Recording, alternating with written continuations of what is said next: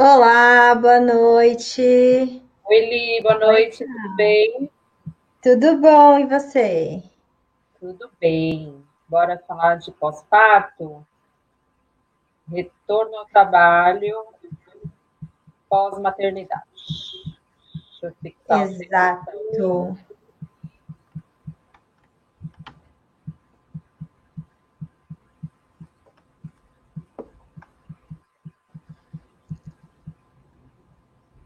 Prontinho. Aí, boa noite Agora pro pessoal do sim. YouTube também. Tá me cortando, Li? Minha cabeça tá normal. Tá, se você puder baixar só um pouquinho a tela do computador. Abaixo. Só porque o celular tá E aqui aí na subir tela. um pouquinho. Tá bom assim? Melhorou? Pronto, melhorou. Agora tá bom, tá ótimo. Então vamos lá. Ô, tá, me fala uma coisa. O que esperar do corpo após um parto normal? Vamos falar primeiro de um parto normal. Parto normal. Vamos partir do Porque princípio. eu acho que deve ter É, diferença, né? tudo ocorreu bem, o parto foi um parto normal, natural. Como é que a gente fica aí no pós-parto? Então, vamos começar dos primeiros segundinhos ali assim que o bebê nasce, né? Porque tudo que vem depois do parto é pós-parto. Então, o segundo seguinte já é pós-parto. O que, que a gente sente? Quais são as sensações? Assim que o bebê sai, a gente sente um ardor vaginal, né? Isso no parto normal é normal, porque acabou de passar o bebê por ali, né? E aí a gente fala, olha, tem como a gente não sentir um desconfortinho ali. Então, a vagina fica um pouco ardida, um pouco sensível, claro. Depende um pouco se essa mulher lacerou, aí fica um pouco mais dolorido ainda. Então, ela sente até no pós-parto, a gente vai ali depois da hora de ouro, né, que a mãe e o bebê ficaram ali tranquilinhos, aí a gente vai ter que olhar o períneo para ver se teve algum tipo de laceração, e aí a gente tem que manipular, às vezes, um pouquinho essa vagina, e a mulher sente um Ô, pouquinho de tá, o dor. seu celular tá no seu Wi-Fi? Se você puder colocar no seu 4G, porque tá falhando um pouco pelo Instagram. Não sei se para todo mundo, mas para mim tá falhando sua voz. Não, tá no Wi-Fi, tá no 4G, Tá no 4G? só o computador Ué. que tá. Ah, então tá. Então a gente segue. Desculpa te cortar. Hoje, não sei se hoje a operadora não tá tão boa. Mas enfim, assim, logo depois da primeira hora ali, né, da hora dourada, que a gente não mexe muito com a mãe e com o bebê, aí a gente vai olhar o períneo para ver se teve laceração, e aí costuma ter um pouco de incômodo, né, só para manipular ali a vagina. A gente tenta ser o mais rápido possível, só para afastar ali os lábios vaginais, dar uma olhadinha se lacerou, e aí ver se é necessário pontos, né? E aí a gente, se for necessário, a gente vai fazer uma anestesia local e vai fazer a sutura ali da região perineal com anestesia local. Nesse primeiro momento, também a mulher costuma sentir um pouco de cólicas, assim que o bebê nasce, que são contrações também, contrações uterinas, que vão ajudar a placenta a ser expelida. Então, a gente não. O parto acaba, se o bebê nasce, e aí eu já não sinto mais nada. Eu continuo sentindo um pouquinho de contração, que é uma cólica intensa, e aí a gente tem a expulsão da placenta em torno aí de até uma hora depois do parto. Então, esses são os principais desconfortos iniciais que a gente sente ali. Às vezes, um pouco de dor no cóccix, né? Assim que a mulher levanta da banqueta ou sai da banheira e vai para a cama pela primeira vez para sentar, um pouco de dor no cóccix, porque o cóccix é empurrado para trás para o bebê passar. A gente fala que existe um movimento de retropulsão que o bebê faz com a testa. Então, o bebê ele vai com a testa, empurra o cóccix da mãe para trás para conseguir passar pela pelve. Então, essa movimentação do cóccix, do sacro, às vezes dá um certo desconforto logo depois do parto, e isso às vezes se perpetua por alguns dias, né? Fora esses desconfortos ali locais mesmo da passagem do bebê, as cólicas vão se manter durante alguns dias, 2, 3 dias mais intensas, porque cada vez que o bebê mama, que estimula a mama, libera ocitocina e aí sente cólica. E aí é por quê? Porque o útero vai contrair para voltar ao tamanho normal, ao tamanho que era antes. E isso previne hemorragias no pós-parto. É super importante a mulher sentir essas cólicas nos primeiros dias pós-parto. Então, basicamente, pós-parto de parto normal são esses os desconfortos mais comuns assim nos primeiros dias. Cólicas, dores no períneo, inchaço no períneo, inchaço da região ali dos lábios vaginais, que a gente recomenda o uso de compressa gelada, né, compressa de gelo a cada 4 horas, a cada 6 horas, pelo menos 20 minutinhos para ajudar nesse inchaço. Hemorroidas podem surgir também nesse pós-parto imediato. Algumas mulheres já estavam sofrendo com isso já na gestação, e aí no pós-parto acaba piorando um pouco mais. E aí a gente usa também o laser como coadjuvante aí no tratamento, tanto das lesões do períneo quanto da hemorroida. E aí tem também desconfortos relacionados à amamentação. Então, muitas vezes a gente tem na descida do leite as mamas que ficam muito túrgidas, né, muito engurgitadas, porque desce um volume super grande de leite, a própria lesão de mamilo, às vezes ocasionada por uma pega incorreta do bebê, então fissuras mamilares, ou até mesmo uma sensibilidade só, que não tenha fissura, mas seja uma escoriação, uma sensibilidade, mas que gera desconforto também, e aí dependendo do quadro, é um desconforto bem grande quando é uma lesão importante.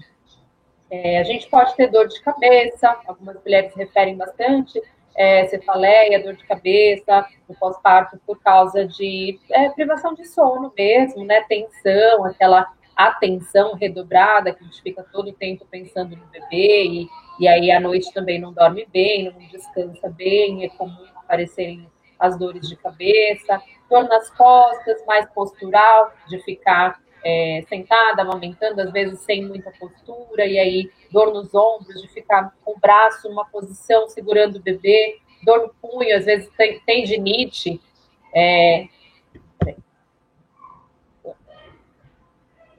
dor no punho, né, tendinite de também ficar segurando o bebê para amamentar, são todas as dores, aí, os desconfortos que podem surgir num pós-parto normal, né? Alguns também têm a ver com a cesárea, né? E aí, com essa relação da amamentação, da privação do sono, tudo isso também vai ter na cesárea.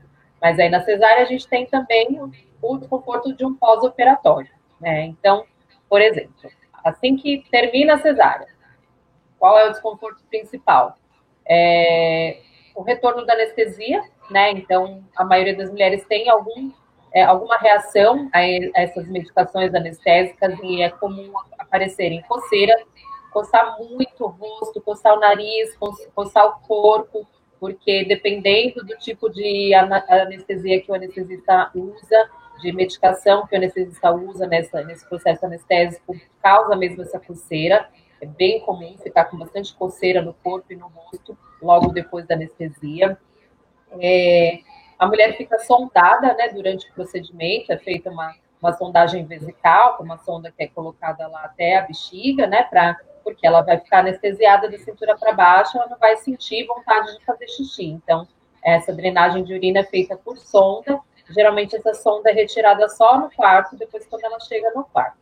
Então, é comum também ter um certo desconforto, às vezes, por ficar com essa sonda, quando a anestesia está passando, né? Essa anestesia, ela costuma levar aí umas 2 horas, até 3 horas, às vezes, para passar por completo.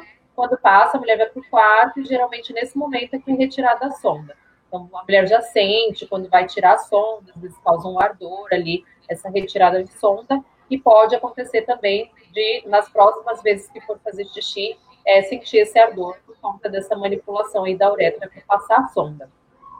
No parto normal também pode acontecer ardor para urinar, mas tem mais a ver com as lacerações, né? Porque a urina vai passar ali em cima da laceração e ela pode sentir mais ardor na hora de fazer xixi. Então, a gente recomenda fazer xixi com chuveirinho, jogar água com chuveirinho, para não ter tanto desconforto dessa acidez da urina passar em cima das lacerações.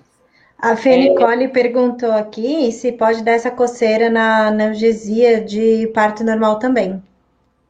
Não, não é habitual, porque na analgesia de parto normal geralmente não se usa a medicação que causa esse prurido. Tá. Tá? assim, se for feita, tem alguns anestesistas que fazem até a RAC baixa para o parto normal, quando o bebê já está nascendo, e aí, dependendo, pode ter uso dessa medicação que causa a coceira. Mas eu vi muito mais em cesárea. Acho que o parto normal não lembro de ter visto alguém com coceira, não. Parto normal, assim, reação de analgesia geralmente pode acontecer queda de pressão, que são coisas que às vezes vêm depois da analgesia, a mulher sentir mesmo uma queda de pressão, e vômito pode acontecer também. Então, nausear, vomitar, por isso que a gente tem a questão da preocupação com a alimentação, né? Ah, pode comer, não pode comer no trabalho de parto.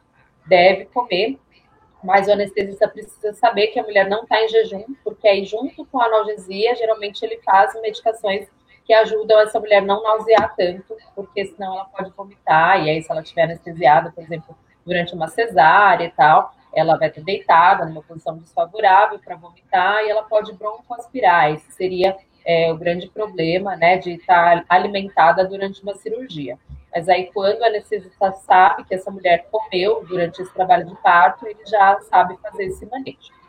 Então, na cesárea, a mulher vai ter esse desconforto, né, logo depois de voltar a tirar a sonda, pode sentir essa coceira.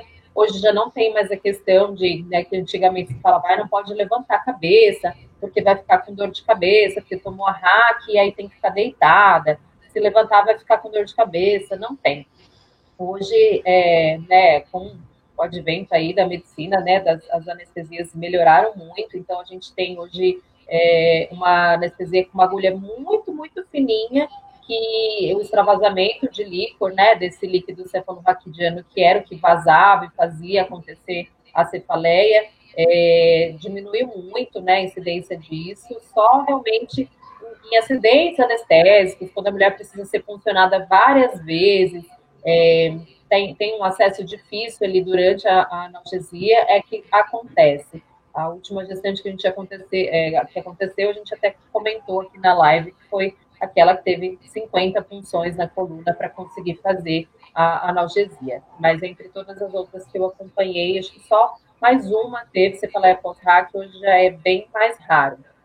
Então, pode levantar logo depois da anestesia, assim que a mulher vai para a recuperação anestésica, a gente já senta a mulher, já coloca o bebê para mamar, ajuda a mulher a posicionar o bebê para mamar, e aí ela só vai passando esse efeito da anestesia da cintura para baixo mesmo, né? Ela vai voltando a movimentar as pernas, e é isso que vai dizendo, passou a anestesia, pode ir para o quarto.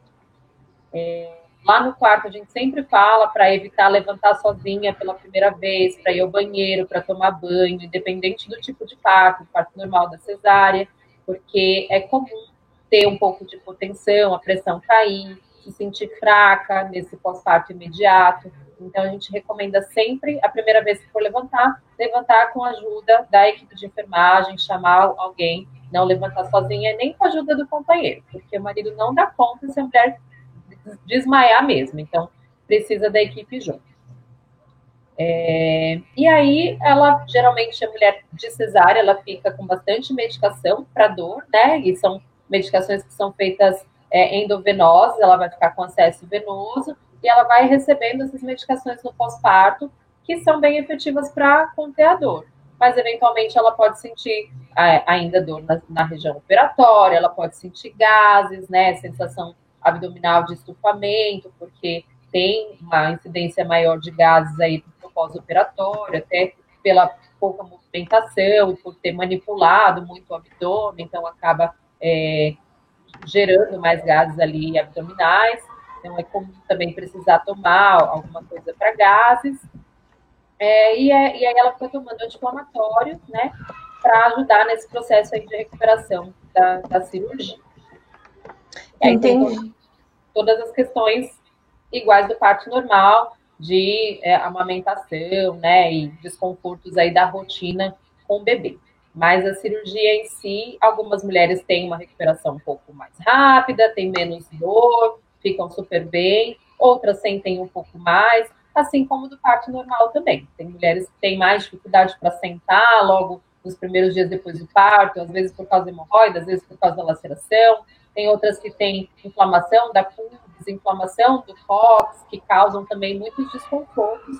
E às vezes a gente fala, ah, não, do parto normal vou ficar ótima, a recuperação é super melhor, e pode ser que tenha bastante desconforto também. Entendi. Bom, então a gente já falou sobre as diferenças, né, do logo após o parto. E aí eu quero saber agora, quanto tempo o corpo demora para voltar ao normal depois de um parto, tanto normal quanto cesárea, né? Deve ter alguma diferença também? A involução uterina, o útero vai levar em torno de 40 dias aí para voltar ao tamanho normal. Na cesárea, ele costuma demorar um pouco mais, mas ainda dentro desses 40 dias, porque essa ação hormonal da ocitocina, da amamentação, vai ajudar, vai fazer o útero contrair. Então, a mulher que amamenta tem uma involução mais rápida também. Mas não deixa de ser uma cirurgia que foi feita naquele órgão, né? Então ele fica um pouco mais sensível, né? Sensibilizado, enfim, do que no parto normal, que é uma involução natural do corpo. Então a tendência é no parto normal a gente ter uma involução até bem rápida. Tem mulheres que quando passam com a gente na consulta de 20 dias pós-parto, a gente já não consegue palpar o útero já está pequenininho de novo, já voltou, regrediu ao tamanho normal e muitas vezes até o sangramento já parou. E para as mulheres de cesárea, às vezes isso demora um pouco mais para acontecer, porque realmente tem uma recuperação ali de um corte que foi feito no útero, tem pontos lá para cicatrizar, então existe uma absorção desse material que tem que acontecer, e aí tende a ser um pouquinho mais demorada.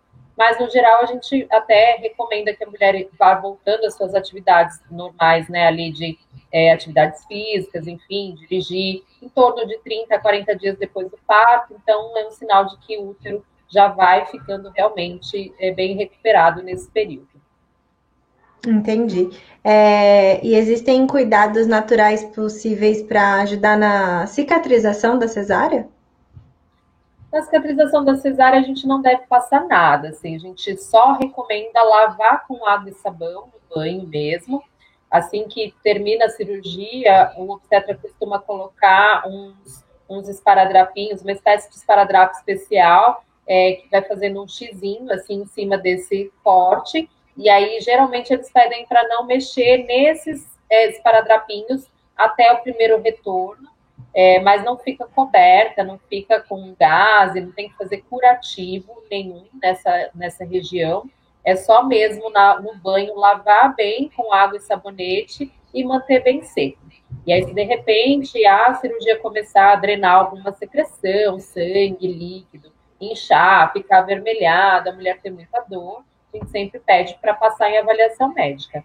Mas não é recomendado passar nada em cima dessa cicatriz, principalmente até tirar os pontos, né? Geralmente, quando é usado o ponto externo, tem que ser retirado esse ponto em consultório depois. Aí o médico agenda, geralmente aí com 10 dias de pós-parto, um pouco mais, às vezes, para retirada desses pontos. Ou às vezes são pontos de plástico ou até cola cirúrgica, e aí não precisa ser retirado. Então, o médico sempre vai avisar para a mulher qual foi a técnica de sutura, se precisa retirar esses pontos ou não. No parto normal, os pontos nunca são retirados, o fio é reabsorvível, então a pele absorve, a mucosa absorve e não precisa tirar, eles vão caindo sozinhos aí em torno de uns 10 dias depois do parto, dependendo do fio, um pouco mais, mas nunca precisa tirar os de parto normal. E na cesárea a gente não recomenda mesmo passar nada. Entendi. E no parto normal, tem algum cuidado natural para cuidar do períneo? Sim, no parto normal a gente pode usar algumas coisas que são legais para cicatrização. Por exemplo, chá de barbatimão é super legal. O barbatimão é uma árvore, né? E aí a casca dessa árvore a gente usa para fazer uma infusão, um chá, fica um chá bem vermelho, e esse chá ele tem bastante propriedade cicatrizante, antisséptica, antifúngica, e aí a gente costuma recomendar às mulheres que façam banho de assento ou lavem o períneo algumas vezes ao dia com esse chá. Dá para usar calêndula, dá para usar camomila, todas as ervas que têm ação cicatrizante, né? Que melhoram, que acalmam a pele, que ajudam na cicatrização. É o mais comum. Existe um spray que a gente pode recomendar também, que é um spray chamado Andova, que é um aerosol que vende na farmácia e não é natural, é um medicamento, que ele tem ação antisséptica e um pouco anestésica também. E aí, para algumas mulheres, é bem confortável espirrar esse aerosol, principalmente antes de fazer xixi, para ajudar a urina passar por ali, não ficar tão em contato e aí não arde tanto, para ajudar a fazer cocô, dá para espirrar na hemorroida também, e ajuda a manter bem limpo e dá um pouquinho de sensação anestésica também. Então, o Andova, fora as coisas naturais, a gente recomenda bastante, e o laser também, a aplicação de laser terapia, porque a laser terapia acelera o processo de cicatrização, ajuda no inchaço e ajuda na dor. Então, é uma coisa que tem bastante efeito também. Ah, legal. E eu Dá para fazer tava laser na cesárea também. O laser na cesárea funciona super bem, até na mulheres que têm cicatriz? na cicatriz, para ajudar a cicatriz a fechar mais rápido. E até para mulheres, às vezes, que têm cicatrizes antigas, dá para fazer protocolo de laser para melhorar a sensibilidade local, porque é comum a região ficar bem sem sensibilidade na região da cesárea. Ali onde a pele foi seccionada, também foram seccionados pequenos nervos ali que traziam a sensibilidade para o local. Então, é bem comum a mulher falar: nossa, eu passo a mão em cima da cicatriz e não sinto nada, essa região é toda morta. E tem mulheres que ficam com isso por anos. Então, a gente fazendo laser, geralmente a gente consegue melhorar até essas sensações para a mulher. Ah, que legal. Eu tava realmente, minhas amigas que fizeram cesárea há pouco tempo atrás, uma já fez há uns 6, 7 meses atrás, e a outra fez há uns 3, 4 meses atrás, e aí elas estavam comentando. Ah, essa região para você sente muita sensibilidade? Você não sente nada? Ah, eu não sinto nada. Ah, eu também, não sei o quê. Falei, caramba, já faz uns meses, né? E ela ainda não voltou totalmente. É bem estranho mesmo. A mulher fala: ó, tô passando a mão aqui, mas não tô sentindo. E aí, quando a gente faz o protocolo de laser, até essa sensibilidade vai voltando. É bem interessante. E para Legal. a cicatrização imediata, assim, dos primeiros dias após o parto, também funciona super bem para diminuir o inchaço. A gente usa muito, muito laser. Legal. Na semana passada eu estava em consulta com a Ká, e aí eu falei para ela: nossa, Ká, eu estava fazendo meus exercícios de yoga, e aí a hora que eu abaixei assim, né, para fazer a pose do cachorro, sei lá o quê, eu falei: gente, a minha perna ela está dominada por celulite. Que horror, meu Deus, nossa. E aí eu percebi que foi assim, um aumento de celulite absurdo, né? Aí a Ká falou assim: mas fica tranquila que volta, bem melhor do que, por exemplo, ter estria, porque a estria normalmente É, não volta, né? Então eu queria saber, realmente isso? A quantidade de celulite, ela depois vai voltando ao normal, ela vai dando uma reduzida, porque diz assim, que sim, pelo amor de Deus. me salva. Sim, é porque a celulite ela está muito ligada à progesterona, né? A gestação ela traz esse aumento grande de progesterona, que é o hormônio de manutenção mesmo da gestação, e aí o acúmulo de gordura vai acontecendo principalmente nessa região de quadril, coxa, né, cintura, isso acontece bastante na gestação. E aí vem celulite junto, além da retenção de líquidos também, né, que na gestação a gente incha um pouco também, e aí essa retenção de líquidos acaba causando mais celulite. Mas volta depois, conforme os seus hormônios forem devolvidos para você, elas vão indo embora aos poucos. A estria realmente é um problema maior, porque as estrias elas causam uma cicatriz na pele, de verdade, né? Uma cicatrização, uma cicatriz profunda ali naquela pele que rompeu, né? Aquele tecido rompeu, não teve condição de esticar adequadamente, acabou rompendo e aí forma aquela cicatriz. Então tem bastante tratamento hoje para estria, mas a maioria não é capaz de sanar completamente. Consegue melhorar bastante o aspecto da pele, deixá-las quase imperceptíveis, mas ainda é algo que é bem mais complicado do que a celulite. Ai, meu Deus. Mas bom, pelo menos a celulite, ai, ainda bem. E tá, me fala uma coisa, é verdade que é normal cair bastante o cabelo no pós-parto? Sim, também é normal. Também tem a ver com os hormônios. Esses tais hormônios que deixam a gente louca e com o corpo todo bagunçado. Então, também com a queda abrupta dos hormônios depois da saída da placenta, a gente tem esse baque no corpo. E aí, conforme a nossa produção hormonal vai voltando, aí a gente tem a queda de cabelo. Não é uma coisa bem pontual da hora que o bebê nasce, assim, das primeiras semanas, é uma coisa que vai acontecendo com o bebê um pouco mais velho, às vezes. Então, uma regressão, não, é uma evolução para a nossa condição de produção hormonal que a gente tinha antes da gravidez. Então, tem uma questão hormonal mesmo. Entendi. E a gente falou outro dia sobre o cuidado com a boca, né, com os dentes na gestação, porque tem muita gente que acaba tendo inflamação na gengiva, fica mais sensível, tal. Como que é esse cuidado? Como que fica a nossa boca depois da chegada do bebê? São os mesmos cuidados da gestação. Ela Na continua verdade, sensível ainda. o grande foco é a gestação. No pós-parto não existe tanto essa relação com essa sensibilidade gengival e dos dentes. Isso já vai diminuindo, então o grande foco é a gestação. Mas se a mulher às vezes não conseguiu resolver alguma questão dentária na gestação, ela pode dar continuidade nisso no pós-parto tranquilamente, porque mesmo com a amamentação ela pode tomar anestesia, fazer os tratamentos que ela precisar, mas não é um período crítico para tratamento, enfim, para agravos dentários, não. A gestação é bem mais. Entendi. E a pele, como que ela fica, né? Eu sei que também na gestação, a gente conversou outro dia, que pode causar muitas manchas, né? Que a gente tem que ter um cuidado com a pele e tal. No pós-parto, como que fica isso? No pós-parto, às vezes a questão das estrias vem mais forte por causa da amamentação, então às vezes a mama cresce muito, né, ali durante a pojadura, esse período de produção de leite mais exagerado, e aí às vezes o peito até agora não teve estria e aí começa a aparecer.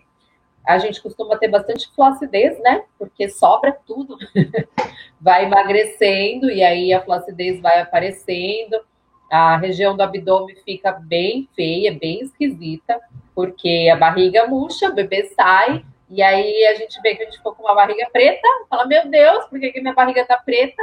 Porque aquela pele que estava esticadona, de repente se junta toda, e aí ela junta, ela fica com uma cor bem mais escura que o resto do seu corpo. Então a gente tem uma barriga preta, com linha negra, para quem forma linha, tem mulheres que não formam, mas a grande maioria tem um pouquinho, pelo menos, daquela linha, né, que se forma ali na direção do umbigo, e então a gente fica com essa linha durante alguns meses, ainda após o parto. Ela é muito linda quando a gente está grávida, mas quando a gente não está mais grávida, fica bem esquisito, né? Vamos combinar. E aí a gente tem uma barriga bem mole, com bastante flacidez, preta, com o umbigo um pouco estufado e um pouco querendo voltar para dentro. E a linha negra e a linha negra ali que vai voltando a clarear alguns meses depois do parto. Peraí, eu tô tendo problemas com o celular aqui, tá caindo. É a linha negra que vai voltando aos pouquinhos depois do parto. Então, qual será que é o segredo da Romana, a mulher, a esposa do Alok, que pariu e já ficou sem barriga, gente? Aquela mulher, você olha, você fala assim, querida, não me irrita. Não me irrita. Então, ela era muito magra, né? Eu acho que tem bastante a ver com quanto que você ganha de peso na gestação, né? Ganhou pouco peso, o bebê vai nascer e rapidinho a barriga acaba voltando.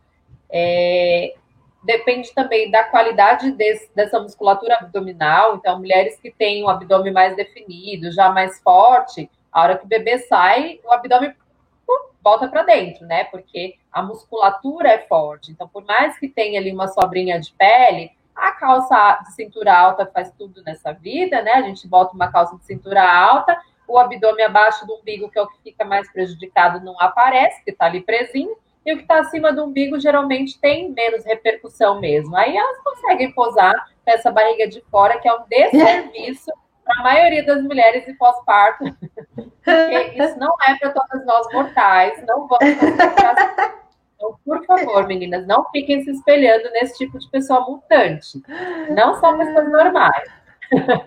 É Se fora da curva. desenvolver, É, são pessoas mutantes, não são pessoas normais. A gente não tem que seguir esse estereótipo. A gente tem que seguir o estereótipo das mulheres normais que vão levar meses até a barriga voltar, anos.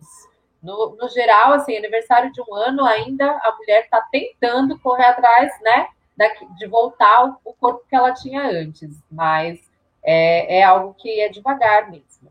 E tem gente que tem mais propensão, né? Tem gente que emagrece com muita facilidade, aí com a amamentação tem, né, uma perda calórica que vai dando uma ajudada nisso. Tem mulheres que conseguem voltar a ter uma rotina de treino, se alimentam bem, isso tudo faz muita diferença, né, para conseguir um retorno a esse corpo de antes. entendi. É, realmente, eu tenho amigas que já estão aí há bastante tempo e não conseguiram voltar. Tem uma amiga, a minha amiga do Rio, que ela sempre foi magra, sempre teve um corpo lindo, maravilhoso, e quando eu encontrei, ela estava se sentindo péssima, e ele ficou, meu Deus, amiga do céu, você acabou de parir.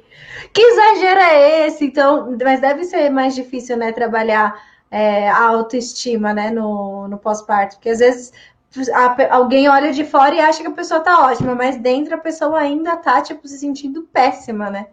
Com certeza, porque você sai, principalmente quando você se sente muito bonita grávida, né? É, Você ficou aquela grávida magra que de costas só dava para ver, né, a barriga se virasse, porque de costas nem parecia, aí o seu cabelo fica maravilhoso, aí a sua pele fica maravilhosa, aí você tinha um rosto meio magro, você fica com um rostinho mais cheinho e até mais bonito, né? Assim, tudo tá super harmônico e você é aquela aquela pessoa que áurea. por onde passa tem aquela luz, tem aquela beleza exuberante, aquele poder, né, que a gravidez traz. E aí de repente você se tornou uma mulher com uma barriga flácida, preta, com o umbigo meio para fora, com o cabelo que virou um coque eterno, né? Nasce uma mãe, nasce um coque que você nem consegue lavar, né? É um coque sujo, por sinal, né?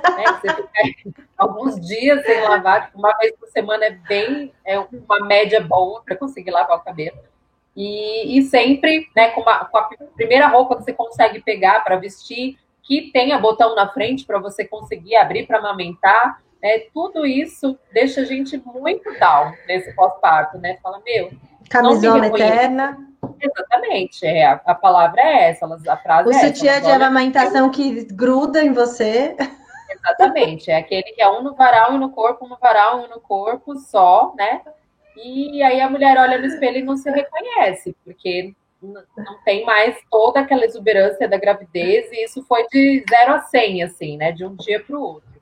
Então é bem difícil lidar com essas mudanças todas em tão pouco espaço de tempo, e aí não tem autoestima que resista ao pós-parto, gente. Pós-parto é bem lama mesmo, é bem difícil de lidar. E outra pergunta é. Peraí, que eu perdi o raciocínio. Sobre a alimentação do pós-parto, né? Tem alguma coisa que traz mais, né, benefício, que é melhor, ajuda na recuperação do corpo? Alimentação o mais saudável possível. Se a gente conseguir manter a mesma alimentação da gestação, já está excelente, né? Para as mulheres que tiveram, de repente, um ganho muito acentuado de peso na gestação, não conseguiram, né, manter a linha, a gente recomenda, sim, passar com uma Nutri para ter um acompanhamento mais específico para tentar recuperar esse peso aí de antes da gestação, mas desde que não prejudique, né, a nutrição dela, porque ela vai estar amamentando, então ela precisa manter ali a nutrição correta, até por causa da qualidade do leite dela e para ela se manter e se sentir bem, né? Então, o principal é ela conseguir reduzir a quantidade de calorias, né, para conseguir ter uma perda de peso, mas também manter qualidade no que ingere. Então, às vezes, a Nutri é bem fundamental para conseguir fazer esse balanceamento, né, esse aconselhamento para a mulher seguir. Atividade física também, né, tem um bom peso nisso, nem sempre é fácil a gente conseguir fazer atividade com um bebê pequeno, mas é algo que ajuda muito para conseguir aí recuperar esse peso no pós-parto. Entendi. Bom, agora falando mais para a parte emocional, né, assim, de quem precisa voltar a trabalhar, né, que eu acho que deve ser a maioria das pessoas precisam voltar a trabalhar uma hora. É legal já ir trabalhando o emocional um pouquinho antes, ou isso é sofrer por antecedência, deixa para pensar na hora. O que que você acha? Eu acho super importante a gente trabalhar sim a nossa cabeça para esse retorno, porque vão vir muitas, muitas questões com esse retorno, principalmente sobre quanto vale a pena, né? Eu trocar o meu tempo com o meu filho pelo meu tempo no trabalho, quanto eu realmente gosto do trabalho que eu faço, ou ele é essencial para mim só por questões financeiras, qual é a minha posição nesse lugar, né, nessa empresa, como as pessoas me tratam, como é que quais são as prioridades na minha vida hoje. Então, a mulher ela se coloca nesse lugar, né, quando ela engravida, já de ter sempre o bebê como prioridade, e aí no trabalho não é diferente. Então, às vezes, aquela mulher que rendia super bem, que era aquela funcionária que fazia reunião até 9, 10, 11 horas da noite, fazia hora extra, trabalhava de final de semana, trabalhava viajando, não vai estar mais tão disponível, né, para tantas demandas assim do trabalho, porque agora a prioridade dela é outra. E aí, para a empresa, isso também tem um peso, então a empresa começa a sentir e falar, depois que ela teve filho, ela é uma outra funcionária. Geralmente, essa mulher, se ela tiver a oportunidade de demonstrar quais são as habilidades que ela ganhou com a maternidade, ela vai ter se tornado uma super funcionária, assim, ela vai ter muito mais habilidades que a gente desenvolve, assim, habilidade de gerenciamento, gerenciamento do nosso tempo, tudo isso é o que a gente vai ganhando com a experiência do filho, né? A gente vai aprender a fazer 1000 coisas ao mesmo tempo e a gente vai levar essas habilidades lá para o trabalho também. Mas a empresa costuma olhar só de maneira negativa, ela não tem mais tanto tempo disponível para a empresa. Não só, o tempo que ela tem disponível, ela consegue ser muito mais produtiva. Então, a gente tem aí, né, alguns interesses que são meio errados, enfim, né, uma forma errada de ver a mulher que está voltando, né, da licença maternidade. E aí, normalmente, essa mulher ela tem também um período de adaptação com a questão da amamentação, e aí isso também traz um certo desconforto, às vezes, no local de trabalho, porque ela tem que parar várias vezes para tirar leite, ela tem que sair mais cedo, e tudo isso vai gerando, às vezes, né, confrontos ali na empresa. Então, o principal é a mulher realmente parar para pensar o quanto faz sentido para ela esse trabalho, quanto financeiramente ela depende dele, faz parte, né, da composição da renda da família, se há outras possibilidades, e aí se realmente, não, vale a pena, ou é o que eu preciso, então a gente tem que começar a fazer um planejamento para esse retorno. Eu acho que o planejamento é a palavra-chave. Quem é que vai ficar com o meu bebê, quantas horas por dia eu fico fora de casa, como é que eu consigo otimizar esse tempo fora de casa para ficar o mínimo de tempo possível, existe a possibilidade de um home office, existe a possibilidade, eu ia trabalhar de transporte público, demorava 2 horas, eu consigo ir de carro e levar menos tempo nesse trajeto, isso me trazer um pouco mais de tempo com o meu bebê. Lá vai ter como eu armazenar leite, tirar leite, como é que vai ser essa rotina, para eu pensar também na amamentação, como é que vai ficar. Então, o planejamento é bastante importante. Isso era uma das perguntas que eu ia te fazer. Como lidar, né, com a volta ao trabalho e a amamentação? É super possível conciliar, né, o retorno ao trabalho e a amamentação, desde que haja esse planejamento. Então, a gente precisa já um mês antes, pelo menos, de retornar ao trabalho, e começando a pensar nas estratégias para a oferta do leite na nossa ausência. Então, eu preciso começar a fazer um estoque de leite, entender como é que vai funcionar a minha ordenha, né?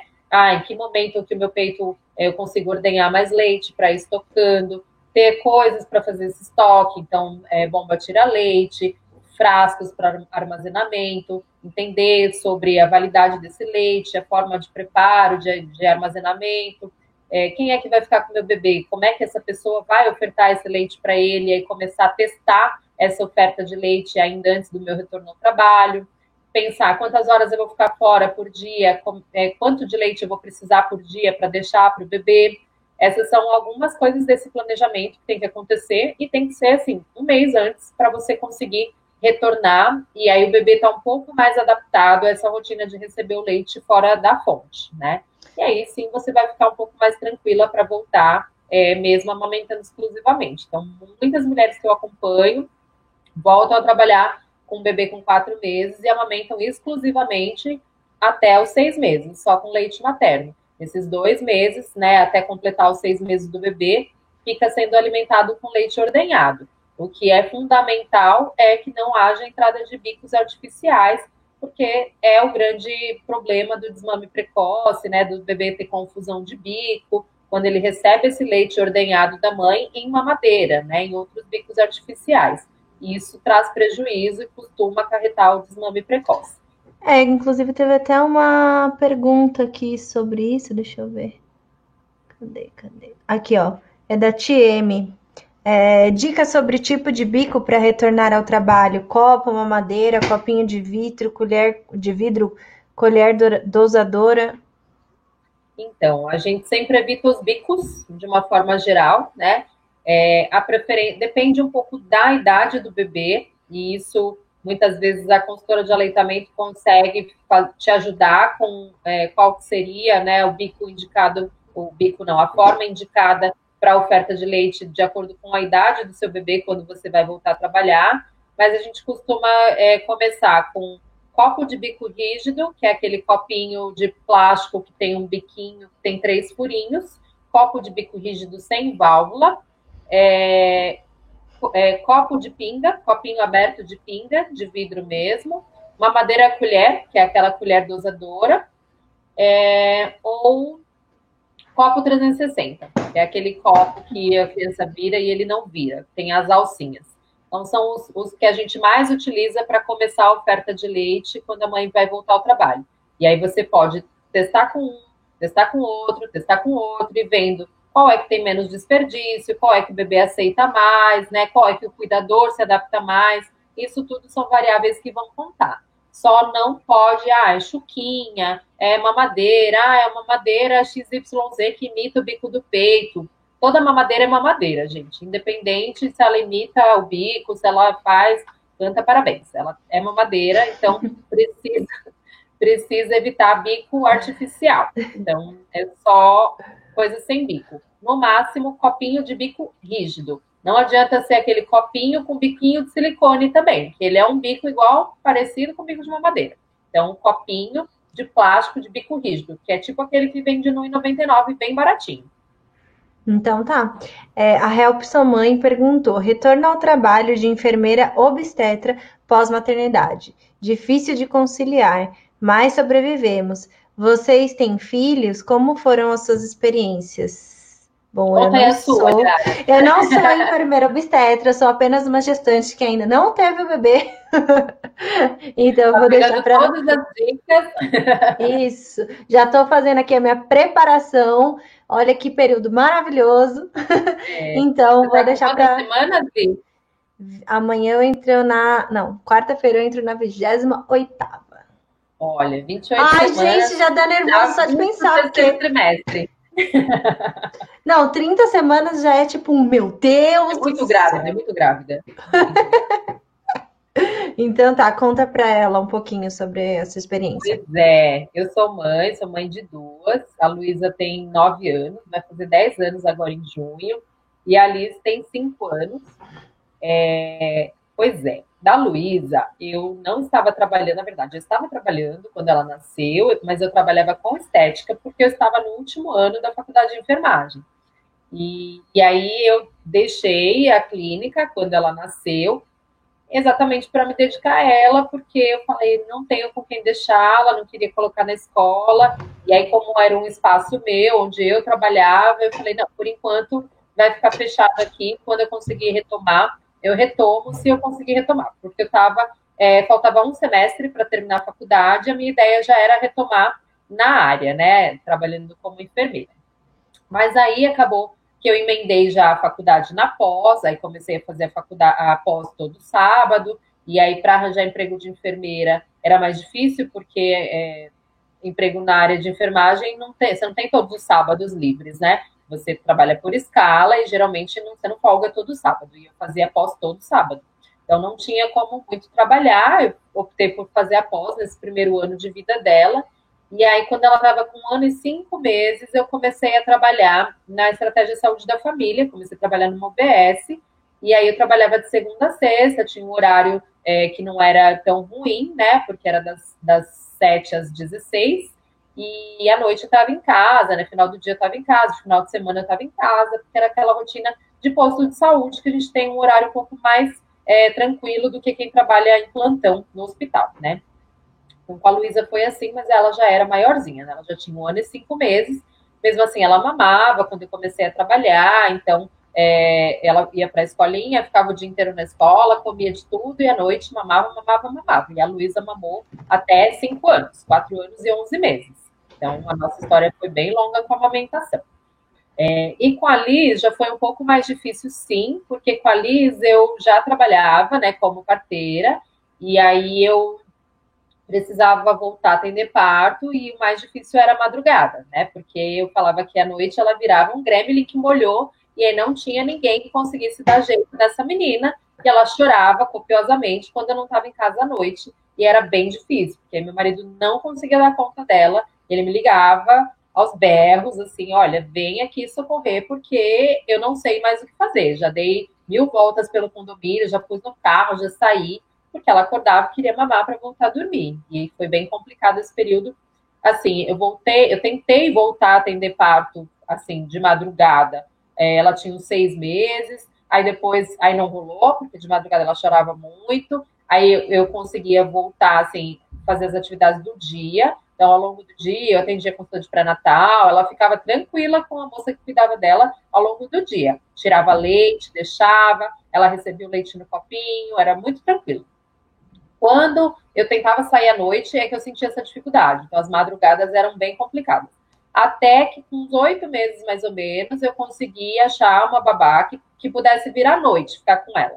Então, quando eu precisava sair para parto à noite, aí eu chamava o Uber e vinha essa babá, e aí ficava com ela na madrugada. E aí ela já tinha um jeitinho para conseguir acalmar ela, porque ela também era que cuidava dela de dia, e aí ela já tinha conseguido fazer ela adormecer já sem TT durante o dia. Então, ela tinha bastante paciência e conseguia dar conta dela na madrugada. E aí foi assim que eu fui voltando. E a Liz mamou até 3 anos e meio também, né? Então faz 1 ano e meio que eu parei de amamentar. Fiquei 8 anos seguidos amamentando esse povo todo. Agora meus peitos voltaram a ser meus. Mas esse retorno sempre gera muita insegurança, porque a gente não sabe como é que vai ser a adaptação do bebê. No caso da Liz, foi bem desafiador, sim. Acho que foi uma das coisas mais desafiadoras do meu puerpério, essa coisa de sair de casa e ela chorar, eu voltava correndo, pedir para uma parteira me substituir, e aí vim em casa. Quantas vezes eu voltei em casa, catei ela e levei para o parto comigo. Atendi parto com ela no peito, parto domiciliar, ela foi para vários partos domiciliares comigo e atendeu o parto comigo, dormiu no berço do bebê antes do bebê nascer. Então, o que a gente tem que... E assim, a gente da comadre, acho que a gente tem um pouco mais de facilidade de lidar com isso, porque os nossos filhos, eles crescem no meio de nós mesmo, assim. A gente vai parindo, vai trazendo as crias para o meio da nossa convivência e a gente faz tudo com o filho junto. Então, muitas vezes vocês vão ver, tá na live, entra o filho de uma. Hoje mesmo na reunião a gente estava falando, né? A Karina estava na live e o Lucas entrou e ficou na live junto com ela, passando pela frente, por trás. Então, os filhos da gente, eles estão muito acostumados a conviver no nosso ambiente de trabalho. Muitas vezes eu já atendi consulta com as meninas dentro do consultório comigo, já foram para parto comigo. E assim, a gente está trabalhando, elas estão junto. E é isso que a sociedade tem que entender, né? Que as mulheres têm que retomar suas atividades, mas elas não vão retomar como elas eram antes, elas vão retomar com muitas outras demandas, que é de ter um bebê ali dependente dela. Então, muitas vezes eu já dei aula com a Liz no colo, amamentando a Liz e dando aula, e as pessoas super entendem, assim, ok, ela tá voltando para a vida e vai com o filho embaixo do braço e o filho na teta, e a gente vai tentando fazer as coisas que a gente tanto gosta, né? Porque é a nossa missão de vida, é o nosso propósito, a gente quer continuar fazendo, e é o que faz a mãe feliz.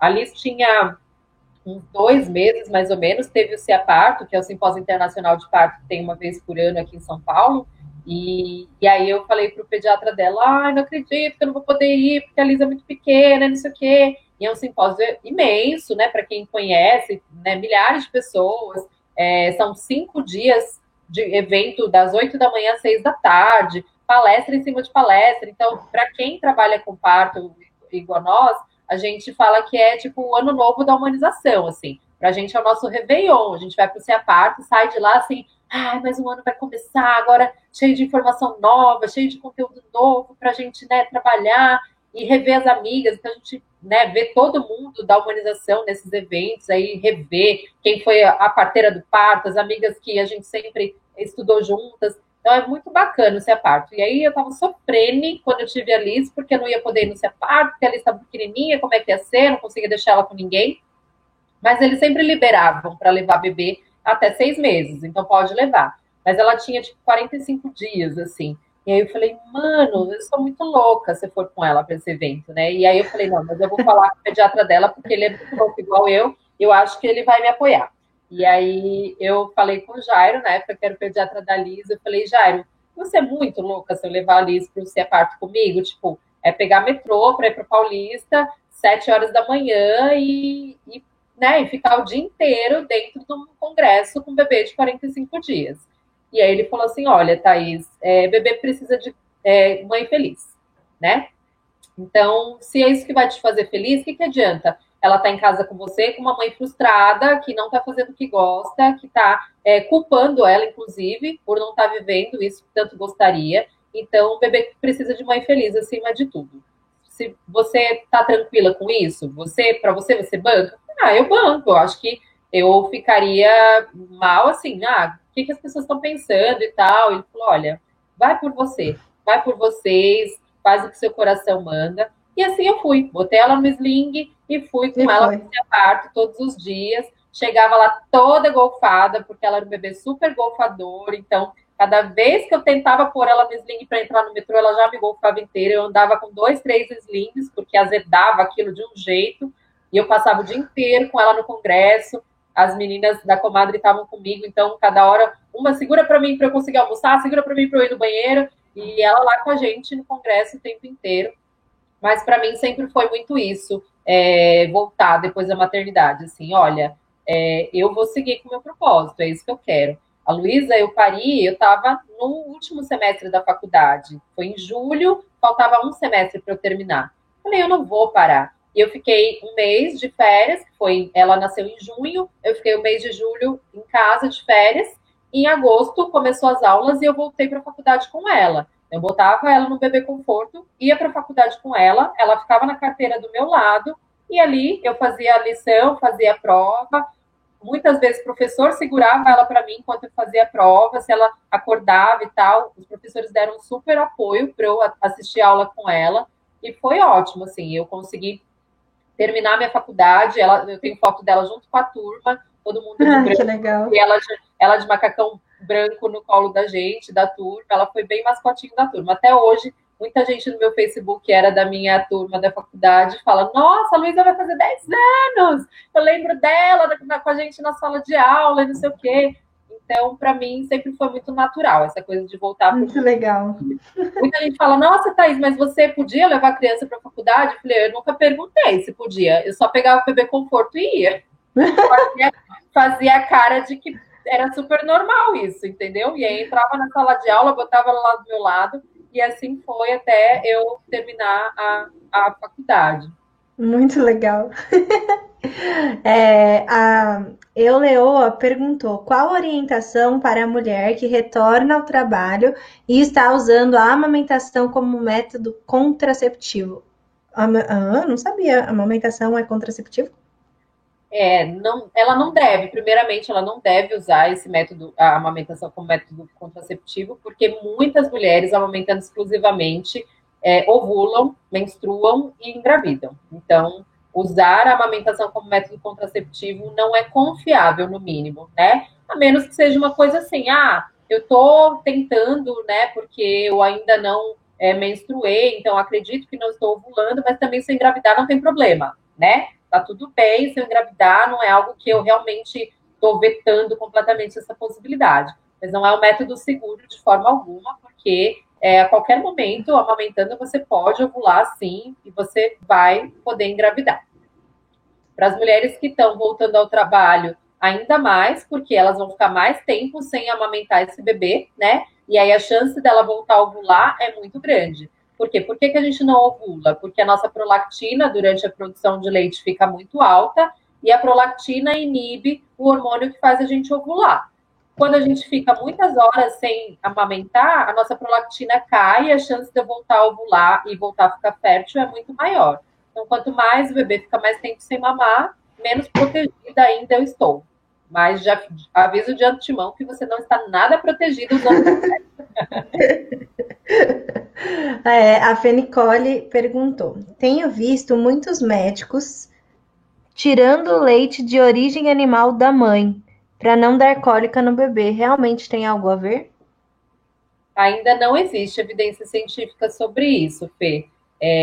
Eu tenho visto também algumas recomendações de já deixar de usar, né, a proteína do leite da vaca durante a gestação, por causa de cólicas, por causa de possíveis alergias, né, do bebê, mas não tem ainda evidência suficiente para a gente fazer esse tipo de restrição. Entendi. E tá aí voltando, né? Quer dizer, voltando, não, continuando a falar sobre a volta do trabalho. Você acha que tem como, qual seria a melhor escolha, né, de com quem deixar o bebê? Creche, escolinha, mãe, sogra, babá? Existe uma melhor opção? Então, essa é uma discussão eterna, né? A gente fica muito pensativa.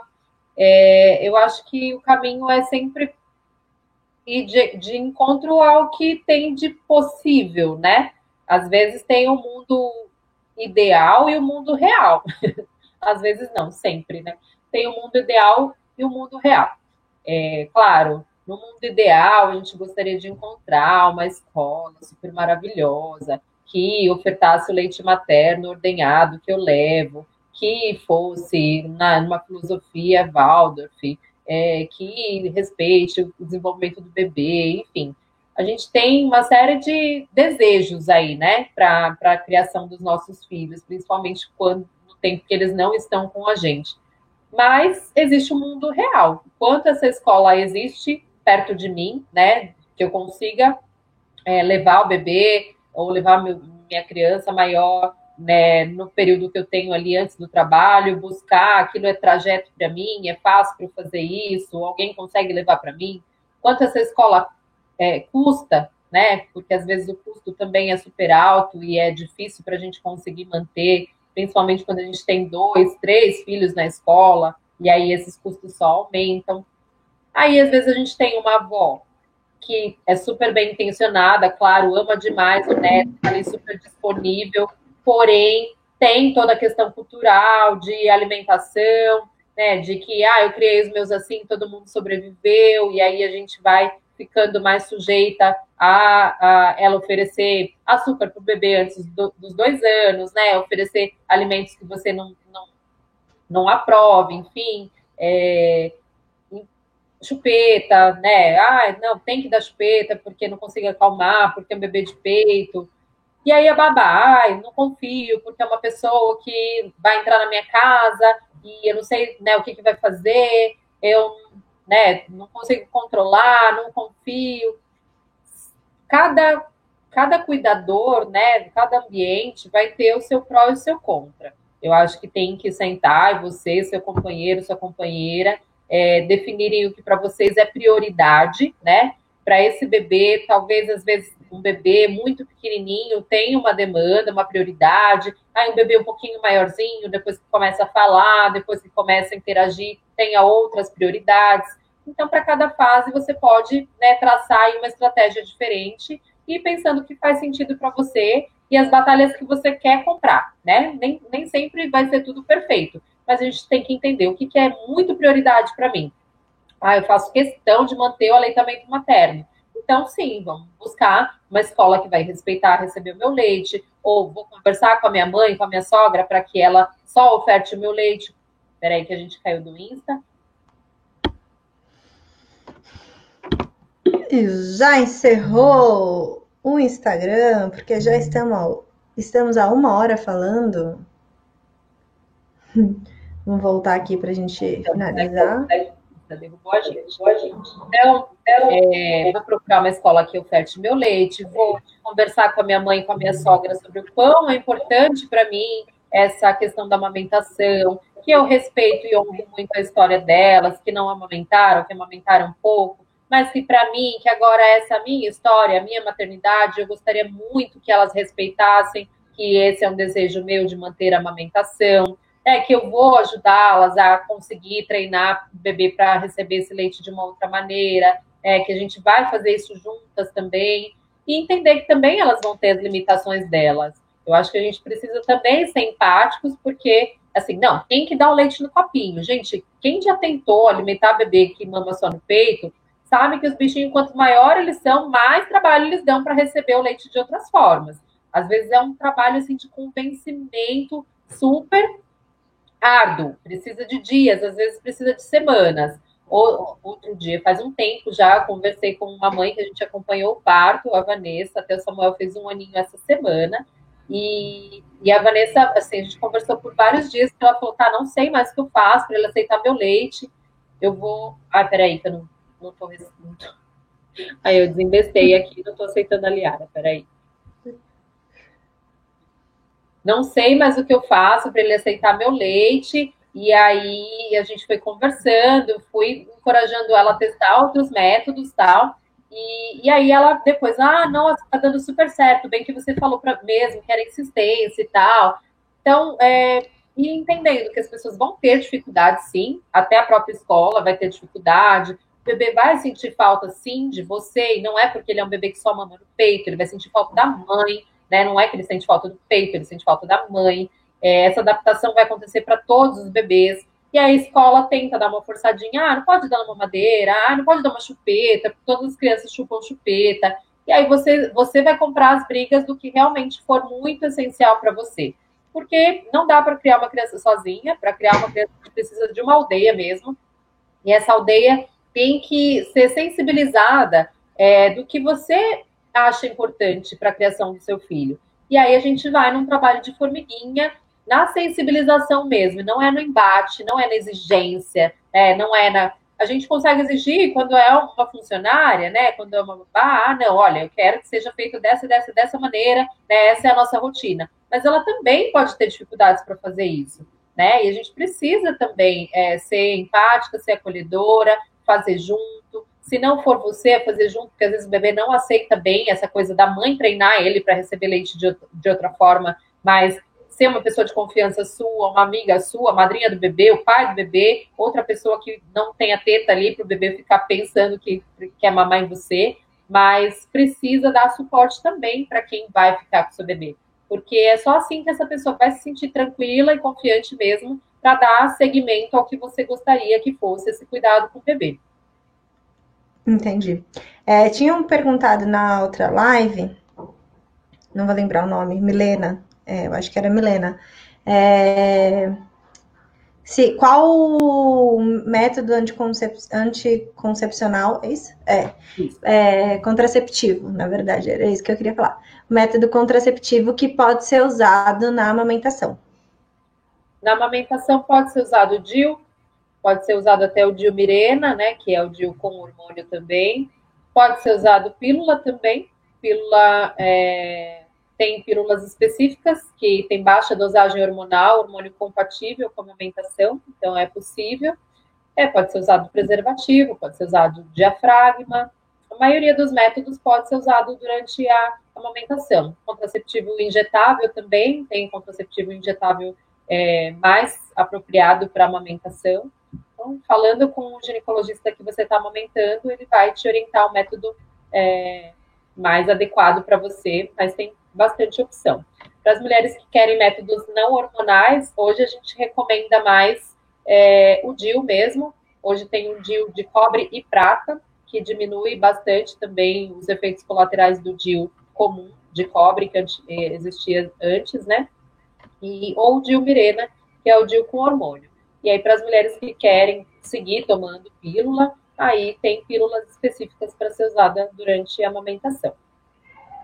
Entendi. Bom, e minha última pergunta para quem tem a opção de não trabalhar, né? Ou de repente adiar a volta ao trabalho, isso pode ser benéfico para o bebê? Sim, porque de uma forma geral, o período que a gente tem de licença maternidade hoje no Brasil é muito curto, né? A gente pensar num retorno ao trabalho com 4 meses, ou até Não é seis assim? meses, né? 4 meses para a maioria das empresas, 6 meses só para as empresas cidadãs. Então, a grande maioria das brasileiras hoje só tem 4 meses de licença. Que horror! É. Então, para quem é empresa cidadã, geralmente são empresas grandes, né? Bancos, funcionárias da prefeitura, aí tem até os 6 meses, mas não é algo para todas as empresas, não. A maioria é 4 meses, aí a maioria das mulheres conseguem juntar com férias e aí ficam 5 meses. Mas mesmo assim, a gente recomenda o aleitamento até 6 meses, e aí como é que a licença é só 4? Né? Já é incoerente desde o início. E tem mulheres que precisam tirar licença antes, né? Tem gestações um pouco mais complicadas, saem de licença com 37, 36 semanas, e aí o bebê nasce com 40, nasce com 41, já perdeu um mês de licença maternidade, né? E depois volta. Então, são questões bem complicadas, essa questão do retorno muito cedo. Para quem realmente tem a possibilidade de adiar esse retorno, ficar mais tempo em casa, ou trabalha, né, por conta, enfim, tem uma rotina mais flexível e consegue pelo menos se manter durante o primeiro ano do bebê, eu acho que é um período bem interessante. Existem países que já existe essa possibilidade da mulher pegar uma licença mais estendida, até não remunerada, mas ela não perde o emprego, né? Ela fica sem salário, mas ela continua empregada. E aí ela volta a trabalhar depois do período que ela acha que é melhor. Tem países que pode ficar até 2 anos. Se não me engano, a Cá foi para o Canadá agora, e ela falou que lá podia ter licença de até 2 anos, e tanto para a mãe quanto para o pai, viu? Não tem uma coisa só para a mãe. E aí ficava sem remuneração, porém a mulher ficava empregada. E aí, quando ela quisesse retomar, voltar para o mercado de trabalho, ela estava com a sua vaga ali garantida, né? E aí a gente tem tempo, pelo menos, para esse bebê mamar exclusivamente até os 6 meses, fazer introdução alimentar, porque a gente acha assim, não, ufa, deu 6 meses, tá bom, no dia seguinte tudo Acabou. mudou, a vida mudou, o bebê vai estar comendo de tudo e aí tá tudo tranquilo. Não, a introdução alimentar ela é bem lenta, né? A gente vai apresentando os alimentos devagar para o bebê e ele vai aceitando também bem devagar, né? E a base da alimentação do bebê até 1 ano é o leite materno. Então ele não tem muita obrigação de comer até 1 ano. Até 1 ano é leite materno. E aí a gente vai apresentando devagarzinho, devagarzinho, e aí depois de 1 ano que as coisas vão se estabelecendo um pouco melhor, né?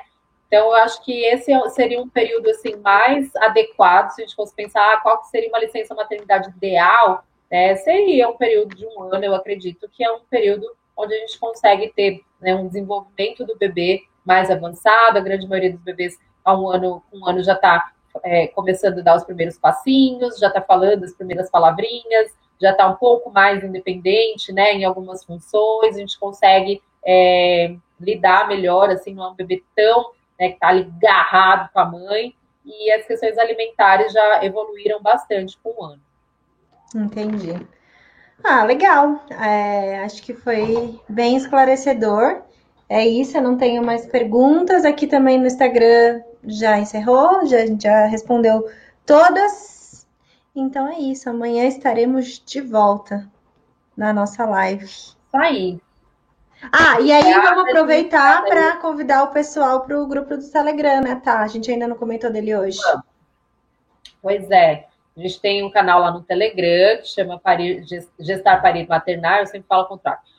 Gestar, Parir, Maternar, que é um canal onde eu posto informações adicionais, né? Coisas que a gente acabou não falando na live aqui, ou que eu cito, mas aí eu coloco o link lá para vocês terem um pouco mais de informações. E quem entrar agora consegue ver o conteúdo que eu coloquei desde o início, então vai conseguir ver bastante coisa que eu tenho colocado lá diariamente, tá?